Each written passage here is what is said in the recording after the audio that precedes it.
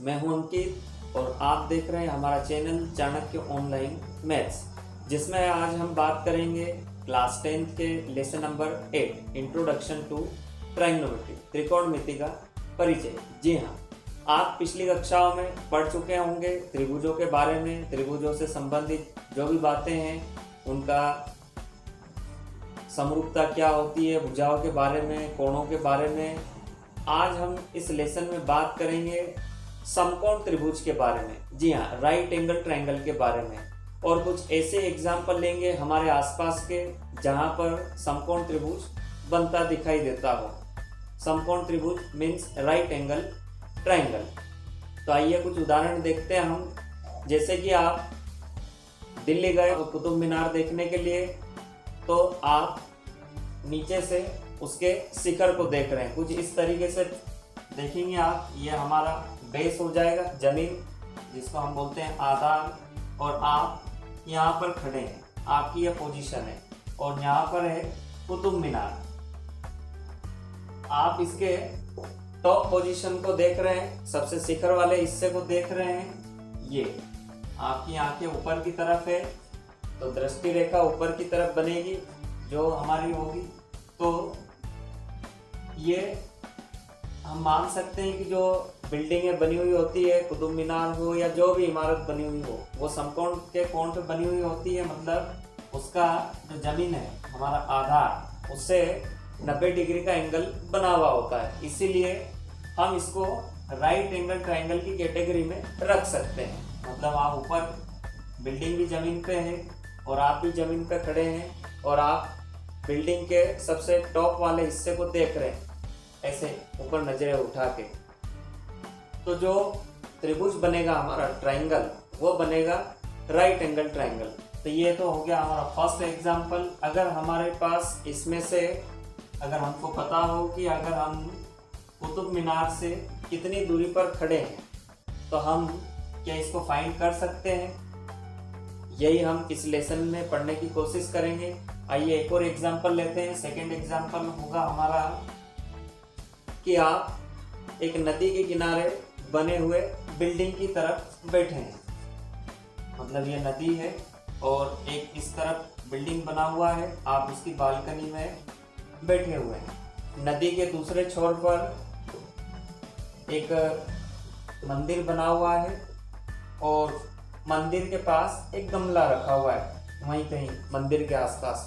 तो आप कुर्सी पे से या बैठ के बिल्डिंग के ऊपर से उस गमले को देख रहे हैं, नीचे की ओर नजरें झुका के। तो क्या आपको पता चल रहा है कि यहाँ पर भी राइट एंगल ट्रायंगल बनता दिखाई दे रहा है? जी हाँ, क्योंकि जमीन पर, या जिसको बोल सकते हैं हम कि जो हमारा आधार है, उससे हम जो भी बिल्डिंग या भवन को बनाते हैं तो 90 डिग्री का एंगल ही बनाता है समकोण।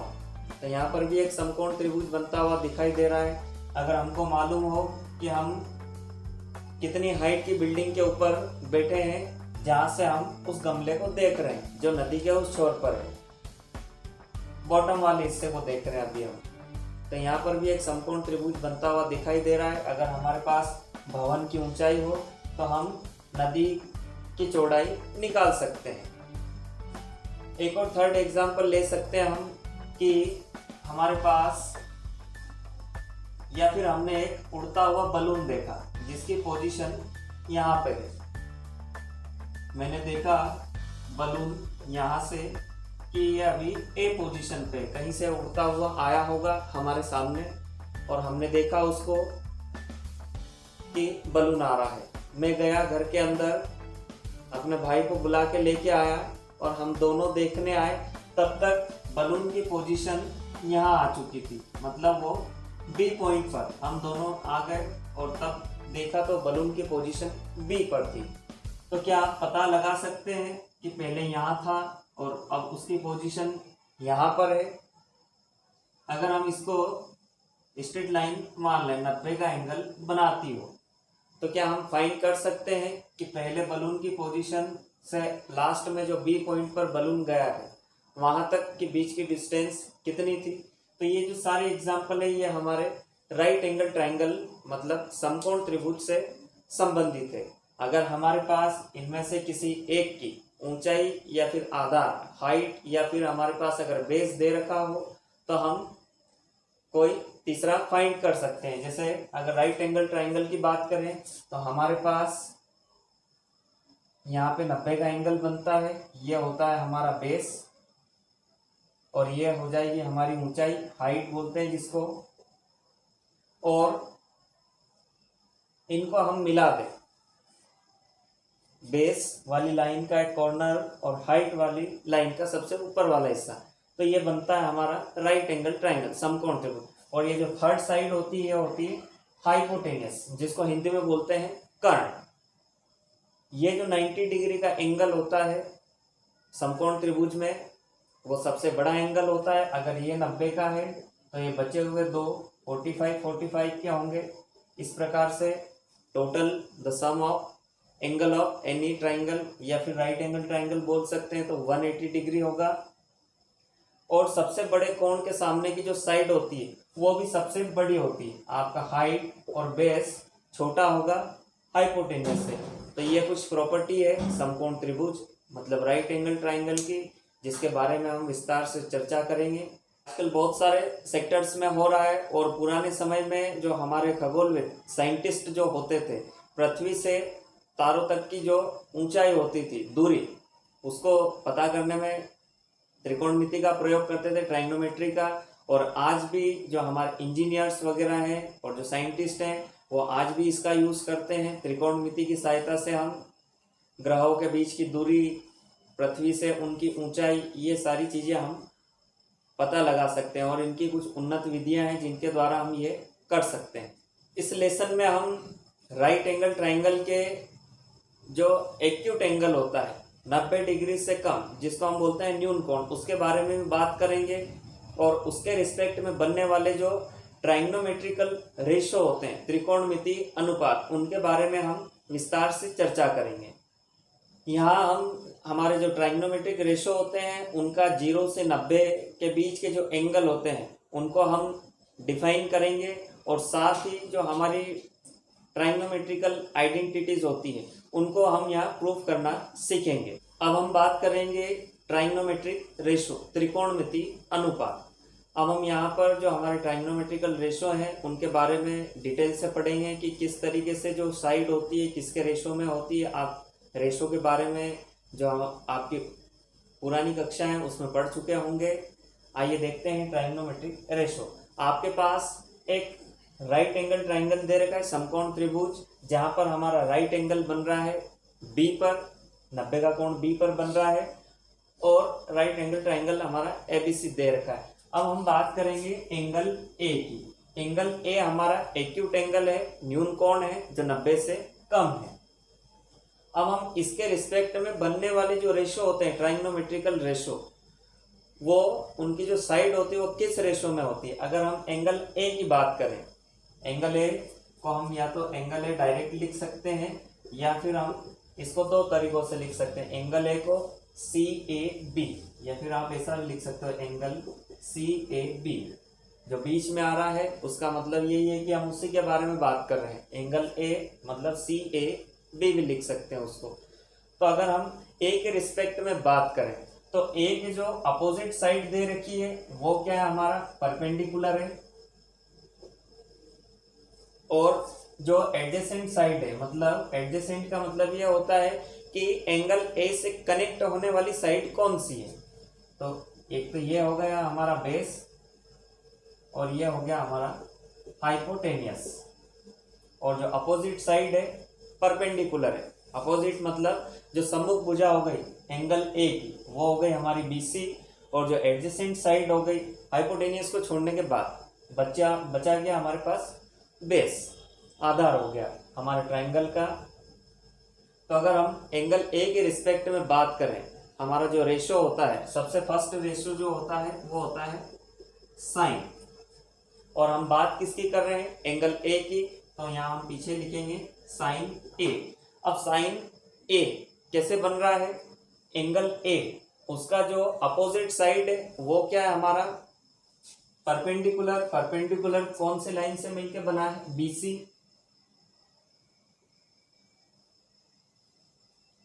और जो एडजेसेंट साइड है हमारा वो क्या है, हाइपोटेनियस है। तो हाइपोटेनियस क्या होगा हमारा, AC।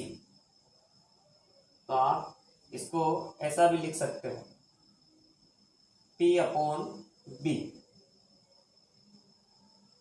सॉरी P/H साइन ए को। अब हम बात करेंगे सेकेंड रेशो जो होता है ट्राइग्नोमेट्रिक, कॉस, कोसाइन बोलते हैं इसको और शॉर्टकट में बोलते हैं कॉस। अगर कॉस की बात करें एंगल ए के लिए, तो कॉस के लिए हो जाएगा जो हमारा एडजेसेंट साइड है वो क्या हो जाएगा, बेस। बेस है हमारा AB और नीचे क्या आ जाएगा हमारा हाइपोटेनियस, हाइपोटेनियस है हमारा AC। तो ये हमारा कॉस के लिए हो चुका है और यहाँ हम लिख सकते हैं कि AB हमारा बेस है और AC क्या है हमारा हाइपोटेनियस है। हम शॉर्टकट में लिख रहे हैं, P मतलब परपेंडिकुलर, H मतलब हाइपोटेनियस और B मतलब बेस। इसी टाइप से हम टेन का भी निकाल सकते हैं एंगल A के रिस्पेक्ट में। तो एंगल A के रिस्पेक्ट में बनेगा हमारा परपेंडिकुलर, मतलब एंगल A की जो अपोजिट साइड है वो है हमारा परपेंडिकुलर, वो हो जाएगा BC। और जो एडजेसेंट साइड मतलब संलग्न भुजा हो जाएगी हमारा AB। तो BC को लिख देंगे हम परपेंडिकुलर P और AB हो जाएगा हमारा बेस। अब हम इस तरीके से हमारे जो बाकी बचे हुए रेशो हैं, साइन का अपोजिट होता है, जो फर्स्ट रेशो होता है साइन का अपोजिट होता है, नंबरिंग कर देते हैं हम। चौथे नंबर पे आता है हमारा cosec, cosec A। Angle A के रिस्पेक्ट में बात करेंगे तो कोसेक होता है साइन का अपोजिट, इसको हम ऐसा भी लिख सकते हैं 1/sin A।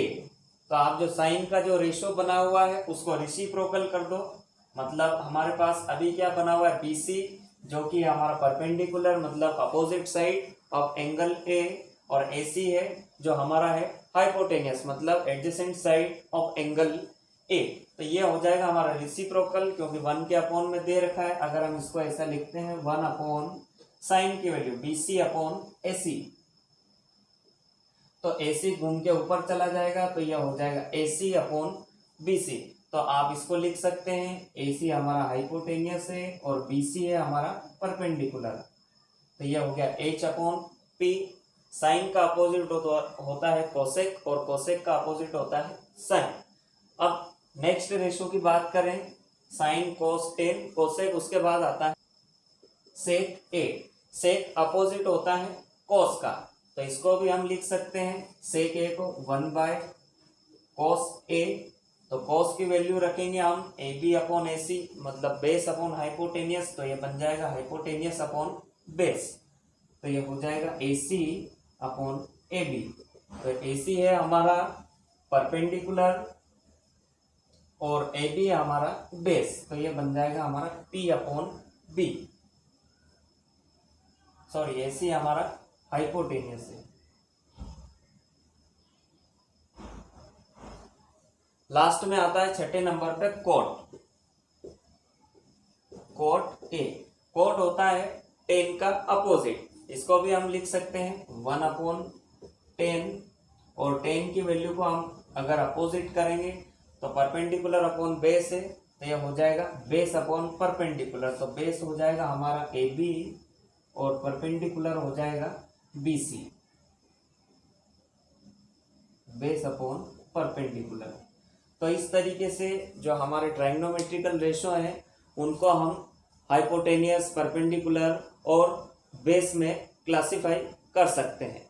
यहाँ हम जो ट्राइग्नोमेट्रिकल रेशो है वो कौन P/H बनेगा, कौन B/H बनेगा, मतलब बेस के रेशो में क्या परपेंडिकुलर रहेगा। तो एक इसका सिंपल सा ट्रिक है, आप याद रख सकते हैं या फिर अपने हिसाब से बना सकते हैं। आपको लिखना है सीरियल में साइन कोस टेन, यहाँ 3 ब्लॉक बनाने हैं आपको इस तरीके से।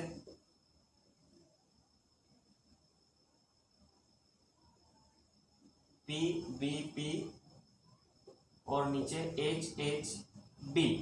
आप इनको कुछ भी कोड वर्ड दे सकते हैं, पाकिस्तान भूखा प्यासा, हिंदुस्तान हरा भरा, या पंडित बद्री प्रसाद हर हर बोल।